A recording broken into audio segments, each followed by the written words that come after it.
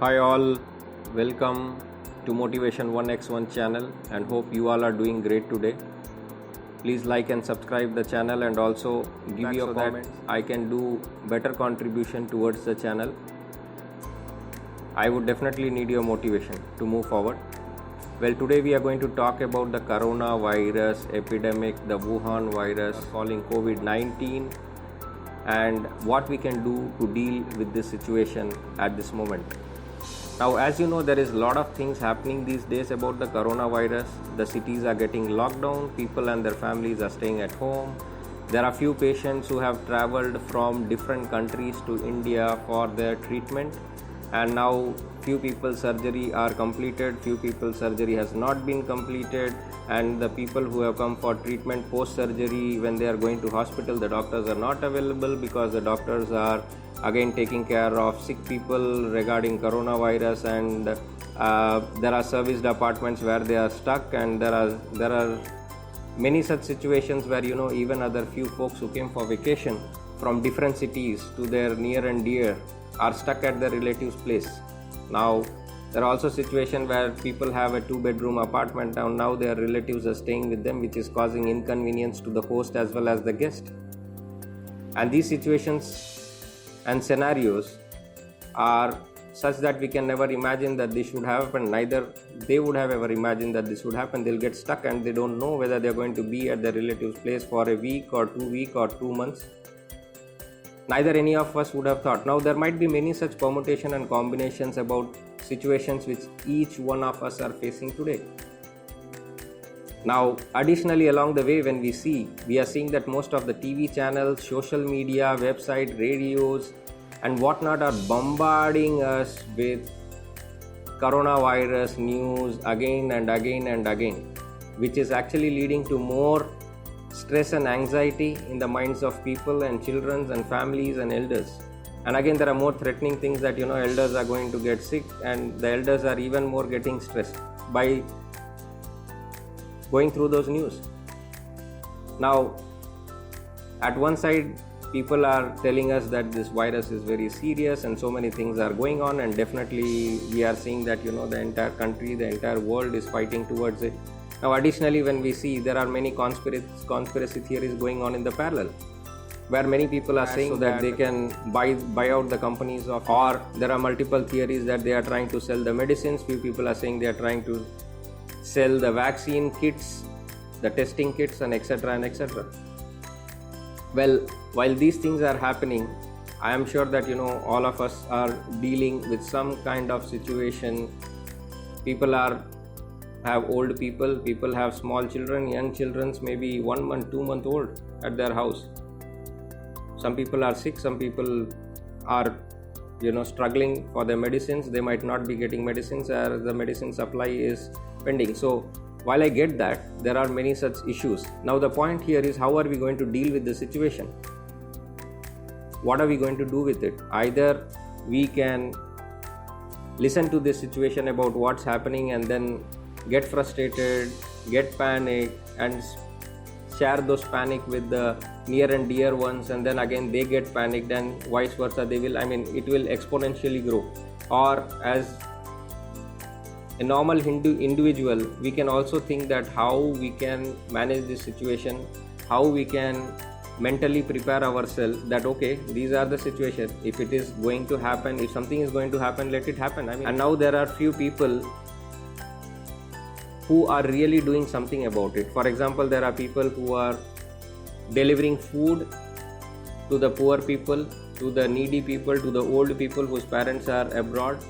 There are many such people who have moved from different places and now they are stuck at different cities. So people are offering poor people food who cannot afford meals by themselves, and they don't have a place to stay. We can choose to live a powerful life by deciding every day in the morning that what am I going to do in this situation positively. There are few people whom I know who have taken initiatives in their residential apartments, and they are taking ownership of sanitizing the place, creating some books, manual printouts, and giving it to small children and family of different households. There are few people who I know personally have traveled to different cities to submit their testing kits which they have created, and few people's testing kits have been approved. There are few people who are trying to talk to the commissioner, various directors and various other people of the government agencies. Many people are approaching the district office or their county offices trying to help them and do multiple things. Now, whereas these people are doing some extraordinary things working for the society, like our doctors, the policemen and the firemen and various other government support staff. Now, let's say if we are not in that situation to contribute getting out of our house to the society, what can we do in our house?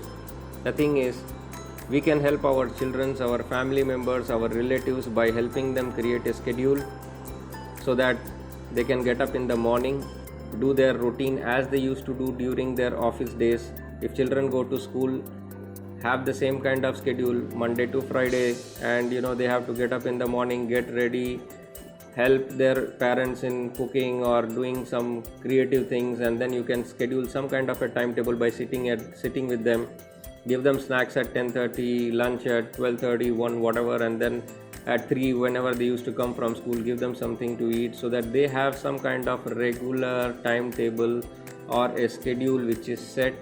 And this actually helps. They are able to create more, they are able to contribute more, they are able to do more.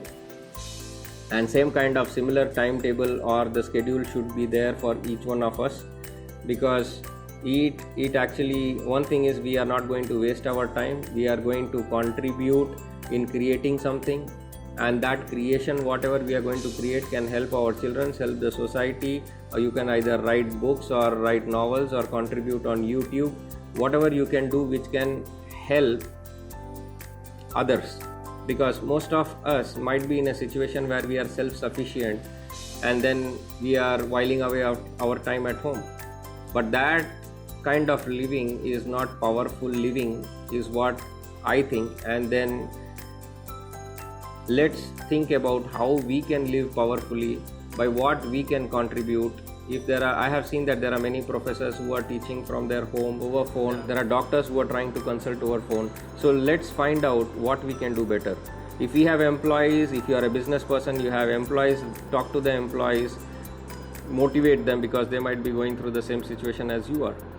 Additionally, try to contribute whatever best possibly, whether if you are in a situation where you can help them monetarily, or by providing masks, or by providing anything which can help other people, it will be definitely helpful. First of all, you will feel self-satisfaction, you will feel happy, you will feel powerful, and you are actually doing a social service for the people, because this is the time when the society needs you. And if you are capable, you should definitely go ahead and help people, rather than just thinking one day I would do when such situation comes. The situation is today and it's a challenging situation. Let's see what each of us can contribute, and I am sure that everybody is capable here who is listening in some way or the other, and each one of us are very powerful, and definitely each one of us can contribute a lot more than what they think. With that, I would like to end the talk today, and as we say, get inspired and keep inspiring. Thank you all.